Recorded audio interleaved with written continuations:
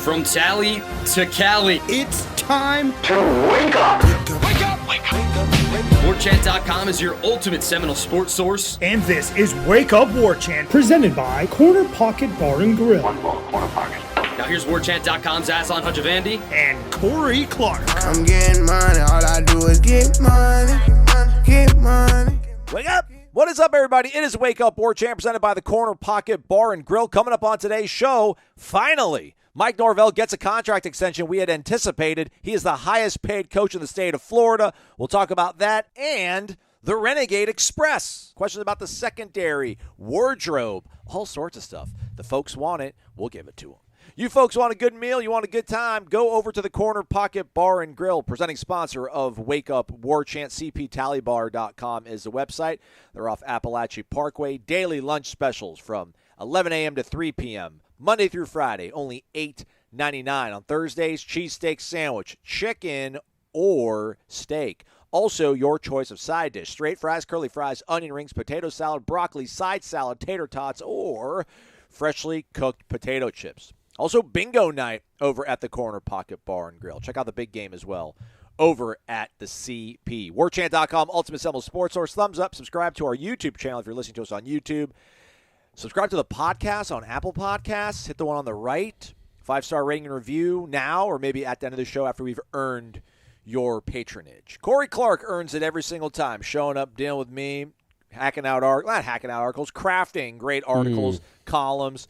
Much better verb. And rearing the great Brady Clark. We were out there covering some baseball the other day. I'm like, man, I can't wait to see Brady and them Sunday gold someday. That's right. Hey, nobody say a bad word about him. I don't care if he's in an 0-for-35 slump. The kid is trying, and his dad really wants it for him. Speaking of Brady Clark. What do you think the animals would yell if, like, Brady? Like, what do you think would be their Brady sort of welcome? I don't know. Let's not manifest that. I think they should do the Baby Shark theme, but to Brady Clark. Oh, let's see, winner. That's perfect, right? That's a winner. So Tuesday night, LeBron's going for the record. He told me, hey, he needed 36, which isn't a guarantee. LeBron averages 30, which is still crazy at his age. Brady says when he goes to bed at like 9:30 or something, he has to get up at 5:30. He says, "Will you wake me up if he gets close?" And I'm like, "Man, no. You get on your phone as soon as you wake up in the morning. You can watch the whole thing on your phone on the bus." And then the more I thought about it, as I could tell LeBron was going to break the record, I'm like, you know what? My dad woke me up one time when I was like 12 years old to watch. Florida State was playing Oklahoma in basketball, and Oklahoma was like number 2 in the country. And Florida State was down by 15 at the half, so I went to bed. And then he comes in and starts nudging me, Turk, they're coming back. It's tie game with a minute left. He wakes me out of a slumber to go watch Florida State eventually lose to Oklahoma 89-87. So anyway, I was like, you know what? I'm going to go wake up Brady. So I did. He watched LeBron break the record. We talked about it for like 90 seconds. But then it got me thinking, what was that date that my dad woke me up? It's a long-winded story to tell you that it was the 1987-1988 season. I started going through the box scores of those games, and we don't give Brad Johnson enough credit for being an actual two-sport athlete. He started 12 games for that team, which was a tournament team. Sometimes he played 30 minutes. He averaged, I think, 20 minutes a game, 18 minutes a game. But he started 12 of the games, and some of the games he was playing 30 to 35 minutes with McLeod and Tony Dawson, XRM's dad, Theron Mays, Anthony Polite's dad, Michael Polite. They were all on that team, and Brad Johnson was a player, man. I thought you were going to say it was like the 40th anniversary. Like it was 40 years to the actual day that your father woke you up, that you woke up Brady. But no. Sorry. No, it was not. It was just I know, I zagged. All right, so a little behind the curtain. Corey and I knocked out the show pretty early yesterday afternoon. Sorry, everybody.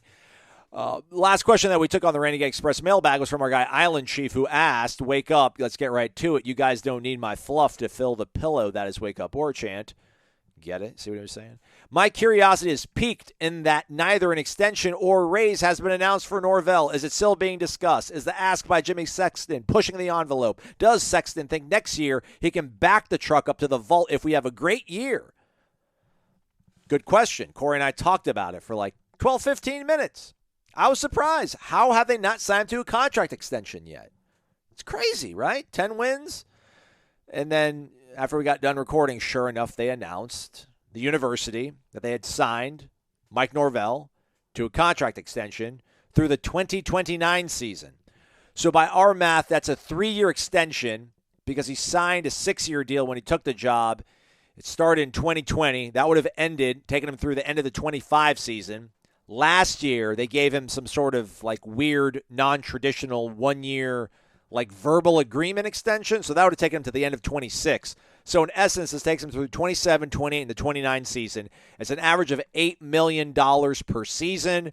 We don't have the particulars on the financials, so we don't know if he's going to be making, 7 this year and then 9 from here on out, or if it's going to keep him at 5 and then he's going to end up making $12 million at the end of this whole thing. So as that becomes more known and disclosed, which I'm sure will have a Sunshine Law, Freedom of Information Act request put in to try to get all the particulars. We do know, again, through 29, average of $8.05 million per season. We brought Gene Williams on. We did a video, so if you watch this on YouTube, you've seen it. But if you listen to the podcast, we're going to go ahead and insert that in now. Gene, Corey, myself to a lesser degree, talking about the contract extension with Florida State and Mike Norvell. So this, in essence, seems to be a 3-year extension. How good do you feel about leaving Florida State in the hands of Mike Norvell up into 2029 now? Well, it looks good. First of all, I'm glad to see that Michael Alford watches this, this show on Warchant TV. Because Corey, remember, it was about 3 weeks ago we did a video. Yeah. And we said it's time to do an extension. And I think whether it's you or Jeff came in and we looked at the other, or I guess we got to give credit to Ira a little bit. But he's talking about the other in-state coaches and what they were making. And Cristobal makes right about $8 million. We're saying that's probably about the range you need to do to get him competitive where he needs to be. So I noticed that just a little bit over $8 million they're putting out. And if you go back and look, Cristobal's right at 8. So I think this is so they can say we now have the highest paid coach in the state resides in Tallahassee. And also when I looked at the last list, I saw the top 10 coaches. Cristobal was number 10. So this would mean Norvell would push him down out of the top 10. Then he would be the number 10th highest paid coach in college football. So, I mean, it's a great move for Florida State and needed to happen. Thank goodness they got past that hurdle that is Jimmy Sexton. I know that wasn't an easy one, but apparently they were able to come to an agreement. I'm going to be more curious, and stay tuned to Warchant, and I want your opinion on this, Corey, too, is those buyout provision. Isn't that what this is all about? We're not surprised at the term or the amount, the salary, but really what are those buyout provisions going to be? Yeah, because what in the grand scheme of it, Gene, it's awesome that they did it. I think it's important to make him the highest paid coach in the state since he won both those games this year, and he has the best program in the state right now. But let's say, and I'm not trying to be Debbie Downer here, because this is the state of college football now. If he goes and wins himself a championship in 2023, isn't this contract just getting torn up again? As soon as somebody else makes a run at Mike Norvell and you have to pay the piper to keep him here because Notre Dame wants him or A&M wants him or LSU or somebody like that wants him, that's to me, it's not curious. It's just what do you think the ceiling is for Florida State when it comes to Mike Norvell's yearly salary? Like, I think right now, personally, and I could be completely wrong, but when you're in the ACC, I feel like you're kind of bumping your head against the ceiling right now at $8 million a year. But I probably would have said that 10 years ago with $3 million. So who knows? Aren't we a little jaded, though, by Jimbo? Because every time, it seemed like every year he shopped out there, which seemed unusual. Yes. That's not the norm, where every time he pushed Florida State threatening LSU and they had to bump that salary up constantly. I don't know if it's quite the same. $8 million is very competitive. It's good. Now, you say they win a conference. Well, I get it. They win the conference. Let's say they don't go to the playoffs. I don't know if that's really going to have that much. But no, I said if they win a championship. Oh, a champion, championship, not the or ACC. One of them. Well, if you get into the college football playoffs, let's even say, no, I agree with you in that hypothetical, because there's going to be some rich SEC team that's going to fire a coach that's going to throw probably $10 million plus at them to come there. But if you're getting this team into the playoffs after where they were at 2 years ago, then I think you have to find a way to pay him that money, pay him $10 million, right? Well, you can't let him get away at this point, the state of where the program's at. And I think that's why, like you talked about, the buyouts, Jimbo didn't have buyouts. You can't, I just hope we have not seen the contract details other than the $8.05 million, which is the average salary for this extension. You have to take care of yourself in case something like that happens. You have to make it hard. There has to be belief. Like, look, and I know how the world of sports works and how the world of college football coaching works, but Florida State just tied its entire program to Mike Norvell for the rest of this decade. Did Mike Norvell and Jimmy Sexton do the same for Florida State? Meaning, if Auburn comes and Auburn comes calling or A&M comes calling, we're going to make you good. We do not want to leave, because if we do, it'll be so expensive for Auburn, or it'll be so expensive for us to have to pay you this buyout. That's what I wonder about. Like, what is the buyout terms on each side? Because other than that, man, I think we all believe in Mike Norvell. He's certainly done a great job this past year, and they're going to be preseason top 10, top 5. He's got this program heading in the right direction. But 2027, 2028, 2029, that's a long time from now. And you might still be on the hook for $8 million for a guy that maybe didn't turn out to be the best coach in America. And I think he will be, but I just look at it through, well, maybe not the best coach in America, but one of them. I look at it from a cynical point of view of, how does Florida State get made whole, either if he doesn't work out and isn't great, or he is great and somebody comes and poaches him or wants to poach him. Well, I don't think they'll be whole if it doesn't work out. That's the problem. That's the problem. And just looking at it, because I don't really know how many coaches out there, guys, do have those provisions where the university was able to win something in negotiations. But looking at it, Lincoln Riley had a buyout. If he was going to leave Oklahoma, wherever he was going, that destination would have to then pay the University of Oklahoma a fee. It was $4.5 million. I mean, we're talking about, again, this in essence, guys, seems to be a 7-year deal that's going to be restructured now. That's going to be 7 more years. He's making an average of 8. So it's a $56 million contract. In essence, he's kind of started over from scratch on, Gene. But if he were to leave, and Corey's sort of hypothetical here, and wins the national title, which I don't know, maybe $56 million would be worth it. If he does leave. And Alex Atkins, come on up, baby. Come on up, Alex Atkins. So. Yeah, I mean, your chips are all in. I mean, that's the thing. But, I mean, haven't we seen this in college football? We've seen it at Florida State. It's not that easy to find a good coach. Yeah. I mean, look at Nebraska. How many coaches have they gone through? They just keep – you would think you thought Frost was a hit, and he bombed. You found a guy here. He's shown he's doing things the right way. They're building. Everything seems to be going well. It seems like you have your guy. You have to go all in. You can't leave any wiggle room for him to leave. If he ends up bombing the next couple of years, well, you eat it. But the alternative is to lose him and then start over, and you could hire the next Willie Taggart again or something. So I think they're doing the right thing here. But no, I had heard that the issue was, of course, what we thought it was with Sexton was FSU obviously wanted a bigger buyout if he were to bolt for somewhere, where, of course, Sexton, he's motivated to have the smallest buyout if possible because he loves guys flipping. Because every time he does, he gets this. That guy continues to get paid, and then he gets more and more money on the back end on every time they sign a new contract. So that's what I'm saying. To me, that's the most important aspect of this thing. What does that buyout look like? But again, I think we're all jaded because of Jimbo, that he was constantly looking to flip to either go somewhere else or get more money. I really think Norvell for now is committed. So I think, sure, A&M. Imagine that again if A&M fires Jimbo after the year and they go after Norvell. Can you imagine? You just hire Jimbo back. And make Aslan happy. Yeah, that's right. Aslan be ecstatic. And look, I love this for the point of view that Florida State, at least in recent years, has been portrayed as this poor school. Doesn't pay its coaches, has terrible facilities, that had to do something with the aforementioned coach you just mentioned. That they didn't play big boy football when it came to salaries. Now, they've always had a very high salary structure for assistant coaches. Now, as you said, they have a top 10 coach salary-wise in the country, a guy that's coming off 1 10-win season. So they're willing to play. They're willing to play. They're willing to play this game because they have to compete, because this is the lifeblood of college athletics, and it's the lifeblood of the Florida State program.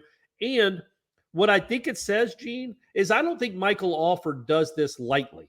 He doesn't just be like, I don't think he's the type of person that's like, well, Jimmy Sexton says I need to do this, or he might be gone in a year. Michael Alford believes wholeheartedly in his head football coach.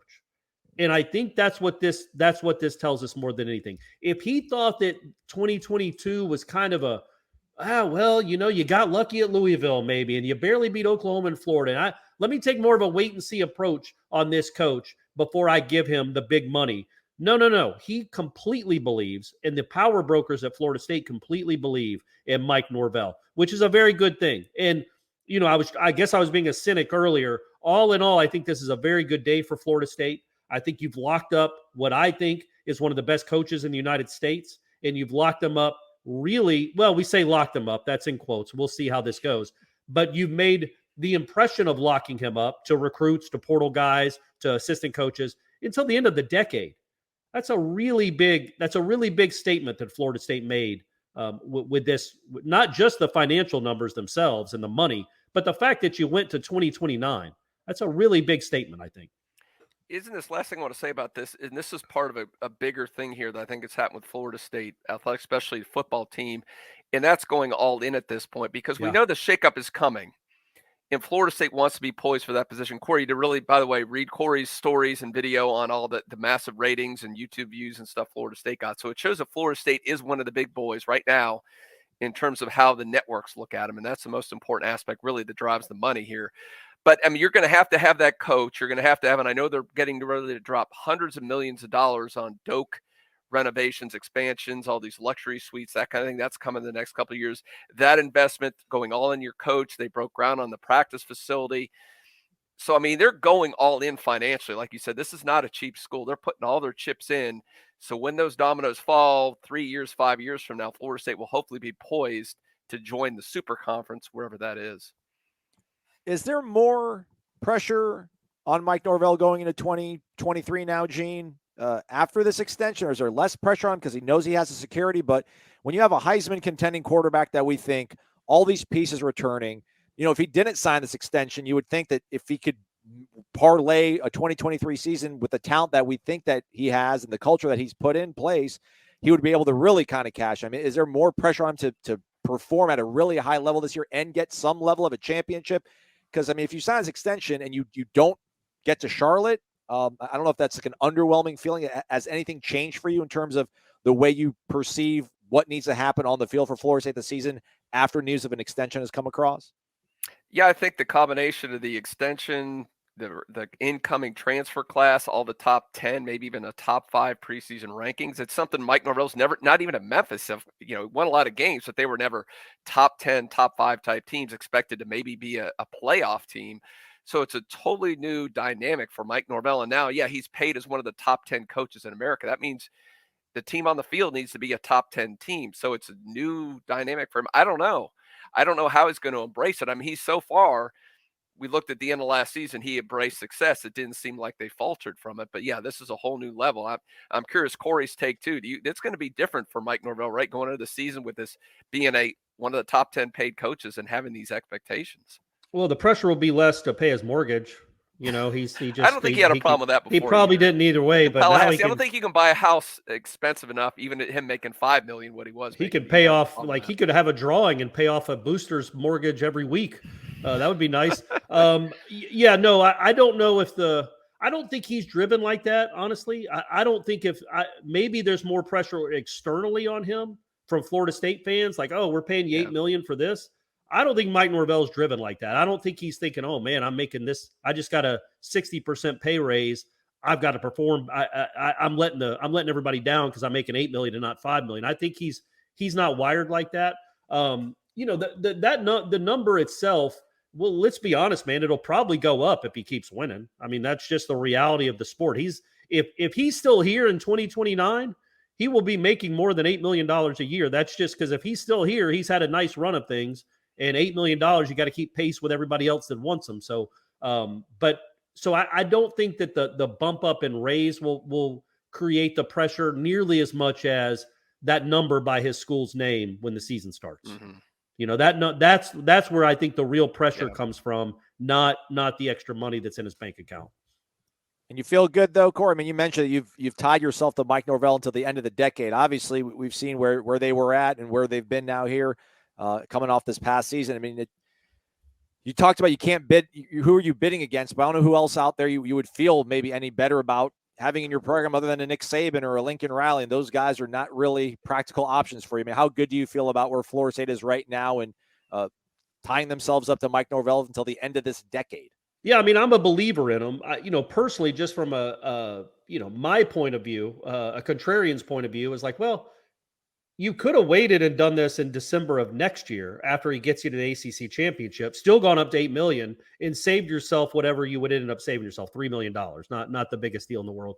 But I think so just from me being kind of a bean counter, I'd have been like, we really got to do this in February. Why don't we wait and let's see how that LSU game goes. We still believe in you, Coach. Corey, you don't think he's sitting at 10-0? Sexton is already fielding calls from SEC schools. If he's sitting at 10-0, yeah, but that's when I think before that extension even happens. So then the one risk there is that's when you come back and say, now we'll get you up to $8 million, and he might lost your leverage. Yeah, you didn't believe in me before that. You didn't believe in me until I went 10-0. So that's where the negotiation comes in. And I did this on the podcast in an answer that we will now scratch because this happened.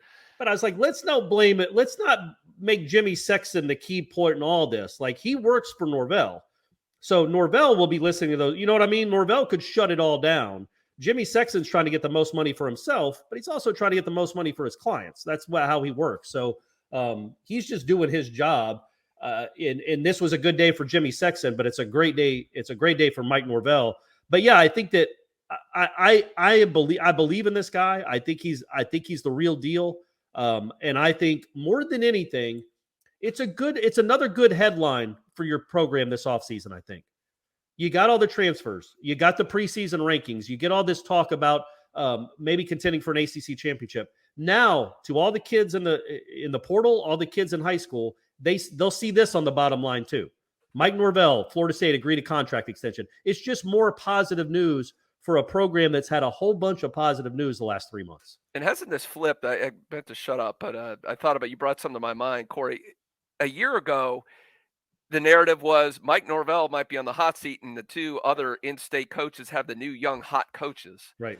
Now, they both had horribly underachieving season, especially the folks down in Coral Gables. It looks like the rails are completely coming off down there.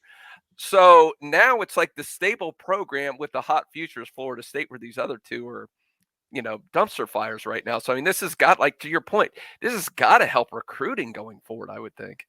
Yeah, well, yeah, it will. I don't know how much. I just think it's more positive momentum for within the program, within the state.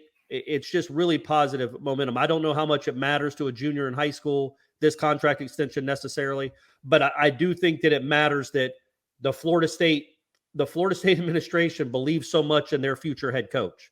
You know what I'm saying? I think that's what matters the most. And it's a really positive day, great day for Mike Norvell, and I think a pretty darn good day for Florida State fans that this guy seemingly, again, we use it in quotes, is locked up until 2029. Absolutely absurd sort of industry it is, the college football coaching industry. But as you look on your screen, everybody, again, $8 million is a huge, huge number, and that's what Mike Norvell is going to be averaging up until 2029. But look on your screen right there. Listen to the words I'm saying if you're listening to the podcast. Billy Napier is averaging $7.4 million a year. Mario Cristobal is averaging $8 million a year. 8.05 coming off a 10-3 season, beating these guys. Makes you feel all right about $8 million. And of course, this is the cost of business in this day and age of doing this. Gene, thanks for hopping on and give us your great, unique perspective covering Florida State for so many years. Hey, my pleasure, man. Glad we're happy times right now. Let's soak it in while we can. Amen, brother. What's awesome is vitaminenergy.com and getting energy throughout your day, 7 hours or more of it in just a convenient sized, less than 2-ounce bottle. Put it in your desk at work, leave one in the console at the car, so you're always ready to go. Vitamin Energy offering a great promotion to our listeners, courtesy of their Florida State alums on staff. VitaminEnergy.com, promo code WARCHANT, BOGO. That means buy one, get one. In this case, it's buy one, get one free. So try out the variety pack. You'll get 4 different varieties of Vitamin Energy in one package, and then you'll get a free another variety pack of 4 other varieties that they have over at Vitamin Energy. Still rocking the Sport Plus, Corey. Still getting more than 7 hours of energy in my day. B vitamins, natural caffeine, no sugar, blue raspberry, tastes delicious. Electrolytes in it too, so I'm starting to run like you, Corey. I feel like I'm getting a little bit soft in the middle, so we're doing cardio. This is helping my cardio a lot. Oh, there you go. I just thought about it, and I'm a dummy because I left. I only have one box here. I left all the other ones in Tallahassee. I'm gonna get Brady on it. That's when you know I'm behind a product, is when I get my own son on it. But as I said, my man has to get up at 5:30 in the morning, and then he's practicing till 5 in the evening or 5:30 in the evening in baseball, and then he has to deal with me until bedtime. He needs some energy. He needs a little spark, a little boost. So, I'm going to get him on it. I don't want to say get him on it. Right. I'm going to introduce him to it. There we go. And watch his life take off. You're going to enhance his life naturally with a natural caffeine and vitamin energy. VitaminEnergy.com. Again, buy one, get one free when you use the promo code WARCHANT, BOGO. All right, let's get to it. Renegade Express, taking all your questions. We'll do this today, and we'll do it tomorrow as well. So that's 4 shows for you folks in February. Which, we kind of buried a lead. Shout out to Jeff Cameron, Tom Lang, good getting head football coach Mike Norvell on their program. I think it should be up now in full, the interview they got. March 6th, spring football starts, everybody. Mark it down. So less than a month away, man. And February is a short month. So what is that, like 24 days away from now? I feel like I need to go on vacation. Like, golly, it's back. It's back, man, football. But it's fun. It's going to be cool. We're covering a good team. We're pretty confident about it, too. Like, last year, I was like, they'll probably be better. They went 5-7 last year. Surely they'll improve. But now it's like, all right, man, this is cool. We'll go to another Cracker Bowl, if at worst case scenario, you know. And it'll actually be an interesting spring. Like, no, there's no quarterback competition, but there is for number 2 and number 3. That will be interesting enough. And then also all the newcomers, how they look, how they play, how they adapt. And we're going to get to watch, I assume, most of it, if not all of it. It's spring practice now at Florida State is a lot more exciting than it was 4 years ago, clearly for a number of reasons. But most schools around the country, because there are real questions. They're a good team, we get it, but who's going to step up? Who's running with these guys? Who looks like they've made a leap? And how do the newcomers look? We'll all get to see all with our own eyes for a full month. Saw Casey Roddick walking around campus as I was grabbing baseball interviews, because I don't just go hang out on campus like a weird, creepy old guy. Everybody promise. Right. Hate saying he looks the part, but you look at that guy, you're like, all right, I could see him playing offensive guard and doing well. So stoked about that. Okay. Speaking of position battles, let's start off with My Truth. Probably the back end of the defense is what we'll all be looking at. My Truth says, wake up! Ira posted the article about safeties, which, yes, a series of stories up on warchant.com looking back at each position group, assessing what happened last year, and kind of looking ahead to what we perhaps anticipate seeing in the spring. Do any of the guys playing nickel or corner have the skills to move to safety or the want to? Thanks, as always, for the great takes and your great supporters. Well, thank you. That'd be us thanking you. You guys are our great supporters. Yeah. Yeah, I don't know, man. After Akeem and Shaim, and you hope Travis J finds some magic, it's like, well, I mean, they've got to have somebody back there, though. It can't just be those 2 guys getting all the reps. Well, let me read it. Let me read it out to you. I mean, these are guys listed as defensive back. I'll skip over the guys that we think are actually, I'll say all of them. You got Akeem. Noles is not going to play safety. Jarian, maybe? Maybe, but he was good at the end of the year, and they liked him in that role. Yeah. But go ahead, yep. Renardo's not moving back. You wouldn't think. No. Duke Cooper? I mean, I don't know. Maybe I don't know. Quindarius Jones, yes. Spoiler Quindarius. I know they talked about receiver. You thought you were playing receiver, but no, they're going to play you at safety, man. Travis J. Azarie. I'm not against it, but I thought corner was kind of his home. But yeah. Whatever. Greedy's not playing safety. Fentrell Cypress didn't come here to play safety. KJ Kirkland, true freshman, probably not ready to, put his nose in there and get involved at that level. And then Shaheem, that's your scholarship guys. I listed right there at defensive back. But I guess the point is somebody has to be back there. It can't be Brown and Dent and walk-ons getting all the reps in the spring. So I think we'll know pretty early on. Somebody will have to be switched there. Travis J, Quindarius Jones. That's 4 scholarship guys. Yeah, man, that's not a lot, but that's not. And you're gonna want a guy. If Akeem Dent gets banged up, you're gonna want a guy that has played a lot of football that you can count on to be back there. It's going to be really interesting what they do with that, more than any other position. I think what they do with those 2, what they do at safety, because Jarian Jones could play it. Duke Cooper. He couldn't get on the field at the end of the year. Maybe that's something that resurrects his career. I don't want to say that it's in the dumps, but he was bad as a sophomore. He did not look like he belonged on the field most of the season, at corner anyway. So maybe he goes there. Maybe you make the move with Azarie. He certainly has, the frame and the speed and the size you would think to be a good safety, but I don't think he came here to play safety. I think he was sold on corner. So somebody's going to have to. You have to imagine that one of the guys that has been locking down one of the corner spots, whether it's field boundary or slot, one of those guys has to be pushed back there, right? Just out of numbers, I mean, I don't know if you feel great about 4 scholarship guys, but then like is a fifth, especially when two of them are so unproven. What is taking Duke Cooper away from cornerback or jarring away from cornerback to play them at safety to cross train? Is that worth jeopardizing their growth at the position they're best at? That you kind of because you're thinking that jarring is probably going to be involved at cornerback for you. Like, are you taking 6 one hand? More than a half dozen the other, maybe 8 in the other, if you put him at both of those positions rather than letting him just focus solely on what you think he's going to play at the fall. Like, you kind of probably have to do some of that math in your head. I think part of it, though, is you feel pretty comfortable about your 2 starters, right? Cypress and Renardo Green. Yes. Now, Renardo Green has played safety, but he was a very good cornerback for you last year. I don't think you move him back. I think you're like, okay, we like that. Let's leave that alone. So you got Cypress on the other side. You've got Azarie Thomas, Jarian Jones, Greedy Vance, Kevin Noles, a slot Kevin guy. Noles. There's 4 guys there. Well, if you're playing the typical, slot corner and 2 safeties, 2 of those guys that I just mentioned won't be on the field. Azarie and Noles, or Azarie and Greedy Vance. So maybe you do just to say, look, this is your best chance to get on the field. You can try to beat out Fintrell Cypress and Renardo Green. You can stay there and try, but your best chances of getting on the field are maybe moving positions or at least cross-training. But you're right. Do you really want to jeopardize Azarie Thomas's growth as a corner by having him cross-train at safety half the time? Where'd you go, Sam McCall? Yeah.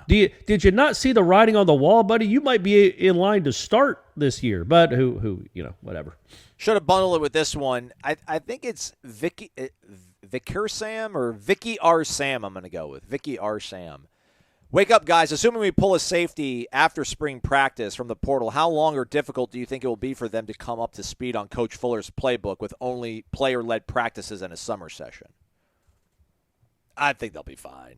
I mean, whoever they're going to get out of the portal, I would assume, has been playing relatively high-level college football for probably at least 2 seasons at minimum, so I'm not too worried about that. I think the culture is in place to help these guys get up to speed fast. Everybody's holding each other accountable. They're helping each other out. So, I mean, again, when a guy like Travis Jay is being called out by several newcomers as being one of the guys that's helping them out, helping them get acclimated, showing them the ropes, a guy that probably, has really not had he hasn't had any success here at Florida State. I'm sure he was thinking he'd probably be getting ready for the NFL draft at this point. The fact that he is on board and rowing in the same direction or on the climb, if you will. When you got that going on for you, just feel like whoever shows up here is gonna have a good foundation underneath them to get set up and ready. So I'll you got. I think Shaheem Brown's a good teammate.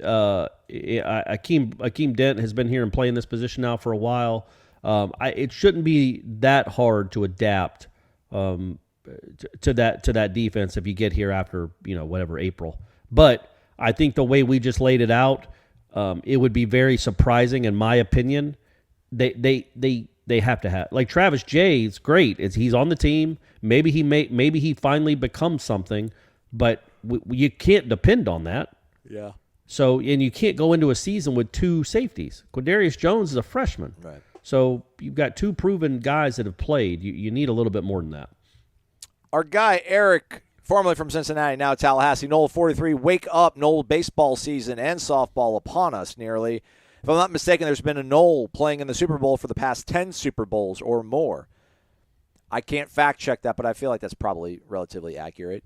He's going to pull for the Eagles because the Chiefs took out his Bengals. So that's where our guy is. Hit the like button, subscribe to warchant.com on 3. Drink delicious DeLuna coffee. As always, go Noles in all sports. Thank you, Eric. Appreciate it, man. Should have bundled this together with the secondary question. Our guy, Sabaxley, Nolebacks 55. Corey Aslan, wake up. Corey, I, too, am going on a cruise to the Bahamas late March. Great minds think alike. Okay. Or maybe we're gluttons for punishment. No, it's a cruise. You're going to have fun, guys. I'm jealous. I can't wait. Can't wait. Lots of excitement going to football. How can you not be when the pieces have come together and last year's decent team has been improved upon? I feel our secondary will be the biggest area of opportunity. Yes, we added Fentrell Cypress, but losing a guy like Jamie hurts. True. Question, Duke Cooper. Any chance that last year was an aberration, sophomore slump, this year he bounces back to be the guy he was freshman year? The obvious answer is sure he can, but do you know any examples where a player has had a good year, bad year, only to come back with a great third year? You guys are the greatest. If you're not a subscriber to Warchant, what are you doing? Support DeLuna, visit Zaxby's, and the sweetest little joint in Tallahassee, the Corner Pocket Bar and Grill. Go Noles. Corey, do we know anybody that had a good year, bad year, and then came back and bounced back with a great third year? Examples, there have to be. The one that jumps to mind, though it's probably not fair because there was some injury stuff going on, but Rashad Green was incredible as a freshman, then got hurt. Came back as a sophomore, was just kind of okay. Nothing special. I mean, good. Certainly had his moments, Virginia Tech for sure. But then in 2013, he became an All-American caliber player. It might have coincided with the quarterback. But still, Rashad Green, those last 2 years, his sophomore year, he did not look anything like what he looked like as a junior and a senior. He became one of the best players in the country. So he's, I guess, an example. I'm trying to think of a cornerback or like a DB. Again, there's got to be examples. They're just not coming right to mind. Oh, you know who's another one? Kind of friend of the show? Kirk Carruthers. In 89 was incredible. His first year, I think it was his first year starting. He had the game against Miami where he was the National Player of the Week. He led him in tackles. He had a great 89 season, was just kind of pretty good in 90, and then came back in 91 when they were number one in the country and was one of the best players on the field again. So, it's happened. I wish I could think of a more recent example, but I'm not great on the spot. I was trying to look up DeMarcus Walker's PFF numbers because we all know how great he played in 16, but I don't know if he had a really solid 14 and then tapered off in 15. But I feel like it was always gradual sort of. Yeah, it was. He became a monster. He played in 13, was not good. I mean, I guess. What about Brian Burns? Remember he had 10 sacks as a freshman, but he only played on third down, and then I don't think he did. He wasn't all that great as a sophomore, and then as a junior was unblockable. Good call. Noleboy02, Aslan, Corey, wake up. Recently saw that Nike, we're going to bundle this with another question too. Recently saw that Nike is implementing a rule for the MLB where they can only have 4 uniforms. I saw a joke where someone said if that was the case for Oregon, or rather if that was the case for college football, Oregon would be screwed. So if this was a case for college football, what 4 uniforms would you keep for FSU? Thanks for answering my question. Support FSU Athletics. Baseball season's coming up soon. Let's go, Link. Well, the two traditional ones, obviously. Yeah. Well, we're talking about combinations or just overall? Well, I mean, you've got to have the normal home, garnet on top of gold, and then on the road, the white on top of gold, right? Those are traditional. So it's what are those other two? But is that 3? Is that 3 because it's a garnet top, a white top, and gold pants? Is that 3 pieces we're talking about, or 4 combinations?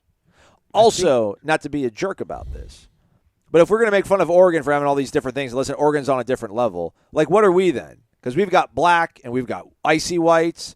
We're not Alabama. We're not Penn State. We're not Michigan. We're not Ohio. Well, I would say where it's black every now and then, I think. Bad example maybe. But, not to say we're living in a glass house on this question, everybody. But, yeah, Oregon would be screwed. But I don't like the fact that I don't know what we're going to wear every week. But some folks love it. They love looking at the tweet every Friday or whatever, Saturday, 3 hours before kickoff. And we're wearing white on top of garnet. Let's go. So at least it gives people some joy. But if we had to go 4 overall pieces, obviously you need to have a garnet top, gold bottoms, white bottoms. Oh, man, that's not the question. The question is what 4 combinations. All right, well then go, Corey. I did. Well, I punted it to you. I told you the 2 combinations they will definitely have. What are the other 2? All right. White on garnet then, and then white on white. I don't like all garnet. Yeah. I'm sorry. That's sacrilege. A lot of people love garnet on garnet. Yeah, I kind of like garnet because you have to have another home jersey, right? You couldn't wear all whites at home. So would you do garnet on garnet at home and garnet white on white on the road? I do garnet on white at home. if I had to do an alternate over Garnet on Gold. Yeah. So. I'm with you. I like the Garnet on Garnet, but I like that white on white a lot. Maybe it's just because I was at the Punt Rooski, and it always brings me back to being 13. But I love that white on white, man. All right, Tom Ortner, this is like an all-time typo. If FSU opens 4-0, what would you, Giuseppe, think about a blackout for the Virginia Tech game or for the Virginia Tech He? This is a horribly composed post, Thomas. You're better than this. Do better. But what would you, Giuseppe, like an Italian name, like Giuseppe? So I don't know, what was he thinking? Like, what would you guys think about a blackout for the Virginia Tech He? The Virginia Which Tech probably game. means game, I would yeah. think. Yeah. I think it would be a good way to give FSU fans closure for the Willie Taggart regime. I want to be talking about a blackout. No, I don't. Blackouts suck. They suck. They don't add anything. The Florida State never plays well in them, and you can say it doesn't matter. Sure, okay, it's just a lot of bad memories. Why bring them up? Every year you used to play when Boston College was in Doak, you'd have a stupid blackout and lose. Sometimes in embarrassing fashion. What is the point of it? It's for the Just kids. don't do it. It's for the kids. Is it? Do a Garnet out, man. Or a gold out. I don't care about a blackout. And I'm not against blackouts for other sports. And I'm not really against blackouts in general. It's just I get what he's saying. You want closure. But it wasn't just the Willie Taggart blackout. The blackouts have been awful for Florida State forever. So why even dip your toe in that water again? Just take the hint and quit doing it. It always ends up feeling like a funeral. You asked for it, they listen. MyBookie.ag has designed a unique deposit bonus that lets you cash in and cash out quick. Make your first deposit today with the promo code WARCHANT. Wager your deposit amount once. Boom, you're eligible to cash out. Pre-game lines, live lines, Super Bowl props.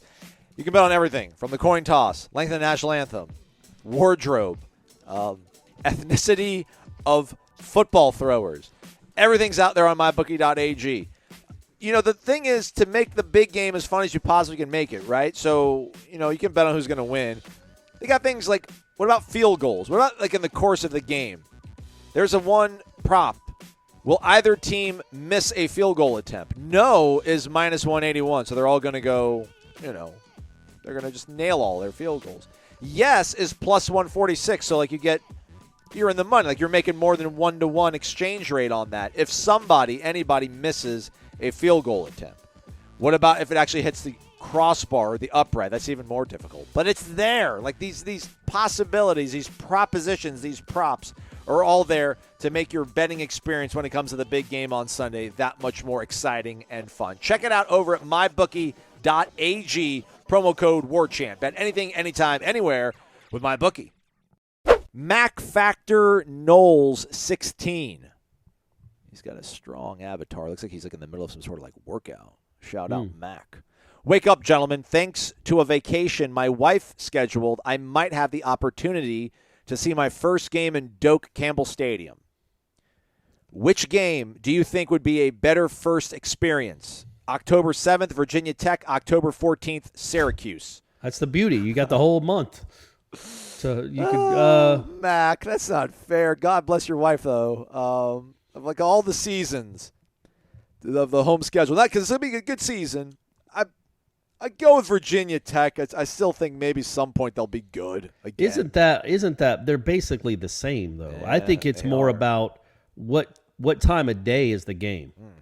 But we won't know that until September. Can you wait that long? At best. Yeah. What? Yeah. So I would say wait as long as you can and see if you can get a night game. That would be more fun. The tailgating's better. Well, that could be one of those ACC. That could be one of those ACC primetime games. Yeah, that's what I'm saying. Especially if Florida State's 4-0. Yeah. You know, they probably will be a primetime game, I would think. So I would wait to see how the season goes. Right now in February, it's impossible to discern and differentiate between Virginia Tech and Syracuse. They seem to me to be about the same program. Grumpy BK says no brainer home opener versus Virginia Tech. We don't play them home opener. What's that? They won't be the home opener. Sorry, home ACC opener. Oh, I apologize. Okay. Right. We don't play them often, despite them not being good lately. They are a respected ACC program. The home conference opener will have an excited crowd too. One man's opinion.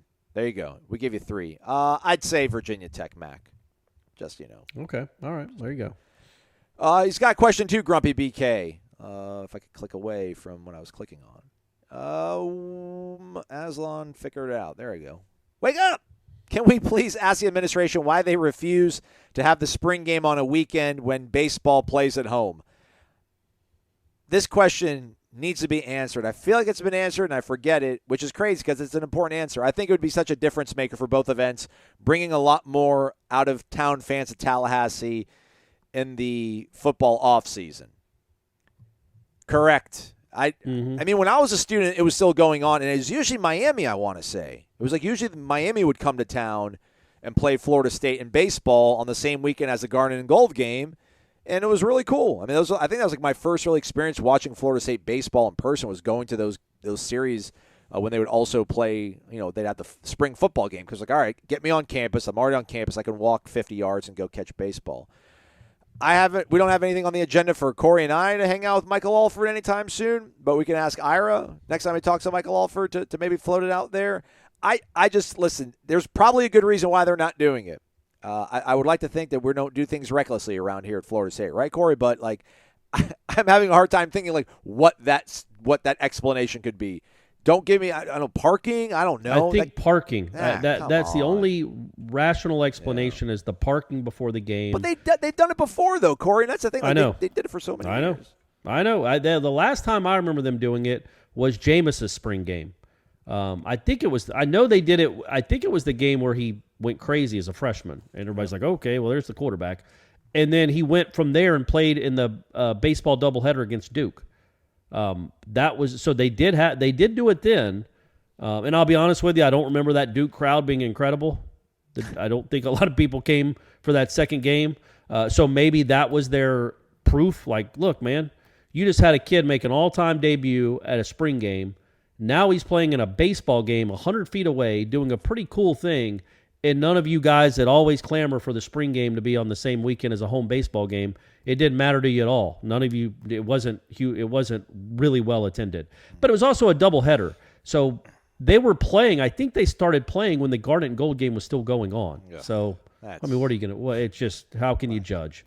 But that's the last time I remember it happening. But yeah, it would be great. It would be cool. I don't have a real reason other than parking. But, I mean, come on, man. There's going to be I feel like there's a lot of crossover for people that would tailgate for the Garnet and Gold game and then go to Hauser. Yeah. Or go to Hauser and then go to the whatever. And you're not freezing them out. Like the people that are going to go watch a baseball game at Hauser, they're not going to like, oh, the parking's going to be terrible, I'm not going. I can't imagine. The people that might complain about the parking because they're just FSU baseball fans but don't want to go watch the football team in the whatever $10 game or the free game, however much it costs to get in. That's got to be like 9 people that you would be upsetting. Small overlap in that Venn diagram, right? Yeah, it's it's baseball exactly. fans, football fans, and then in the middle, like only baseball fans that don't want to attend football. It's like and then are mad or roll their eyes at football fans at Florida. No, man, they're all cheering for Florida State. They want to go do both. It'd be a cool day for them. So, and they do a pretty good job typically. Not that it's going to matter much, but in these next 4 or 5 weeks of scheduling basketball games so they don't typically interfere. The Saturday home basketball games don't typically interfere with the home baseball games. No. I feel like they try to make a conscious effort to do that with their baseball schedule. So, yeah, I don't know. It's a good question. We need to get to the bottom of it. I feel like I asked Meat about this when he was still around, and I thought I was lobbing him up like just an absolute, softball of a question, and just for him to be like, oh, absolutely. But I think he was a little bit lukewarm on it. But next time we get Link, I know he's not technically FSU administration, but we'll ask Link, see what he says about it. So, and also as we talk about them scheduling things with basketball games at noon Saturday against Pitt and fan days at 1 o'clock over at Hauser. So you can maybe catch the tail end of it. Anyway. Just cut out that last part that I said. XDQ004. It's our guy Derek. He is an Omega. Wake up! I truly believe that we have one of the best teams in the country coming into 2023. But I still have a small doubt about if we can run the table. We won some close ones. That's a good sign. But I keep coming back to NC State. We lost a game to a team who came from behind to beat us without throwing a pass for most of the second half. Maybe I'm being too hard on us, but that's the kind of game really good teams win. Believe me when I say I drink all of the Kool-Aid coming into the season. I'm hoping after Clemson, I can leave that one behind me. Question: with us having a top skill guy ranked in the top 10 of returning players from Pro Football Focus's numbers on offense, who has the best chance to lead the conference in a statistical category? Support the guys, the collectives, the boosters, sponsors, and go Noles. Thank you, Derek.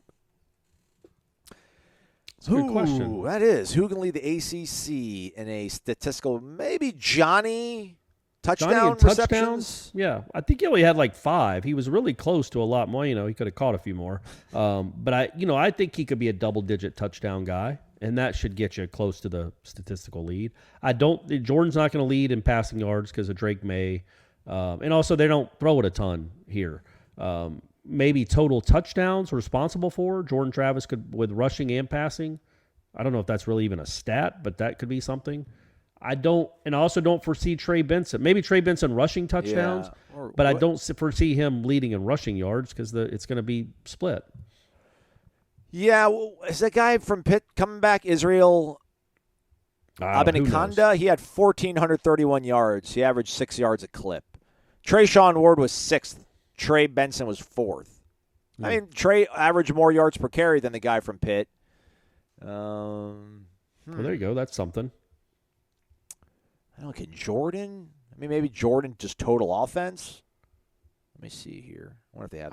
I think Drake May is going to average like 350 yards of passing a game, and so I don't think Travis is going to be near that. I mean, he won't be able to eclipse that. Drake May had 4,300 yards in the air. Jordan had 3,200. Yeah, so you can't make up that with the rushing. Plus, Drake May can move a little bit. So yeah, I don't. I would say Johnny touchdowns, maybe Trey Benson. If there's some depth issues at running back for this reason or that reason, and he stays healthy the whole time, he could lead in rushing, I guess. Yeah, he could be the feature back. They sort it by reception. No, what do they sort this by? Average yards per game. Receiving is how they judge receiving leaders in this conference. Well, Johnny was 8th. Yeah. So, and I think. And there were a couple games where he had like 1 catch. Right. I think there's only two guys. Or Josh Downs, I think, is gone from North Carolina. Yeah. Zay Flowers from Boston College is gone. Yep. So I think maybe Keaton Thompson's left Virginia. Might have exhausted his eligibility, so he might be like the 5th returning guy. So the kid from Wake, right? He left. Perry, I think he's gone. Is he gone? Yeah. Okay. I think so. 2 of them are coming back, but I think he's moving on. He's another. Good question, though. The things that we can talk about now, the things that we can talk about, like in a reality-based situation, it's amazing. All right, so we'll end it right here. This is Aslan again coming in and doing a little post-production editing. So this will be the mark where we'll end the show for today. We'll be back tomorrow, taking the rest of the questions on the Renegade Express mailbag. Stay connected to warchant.com for more reaction.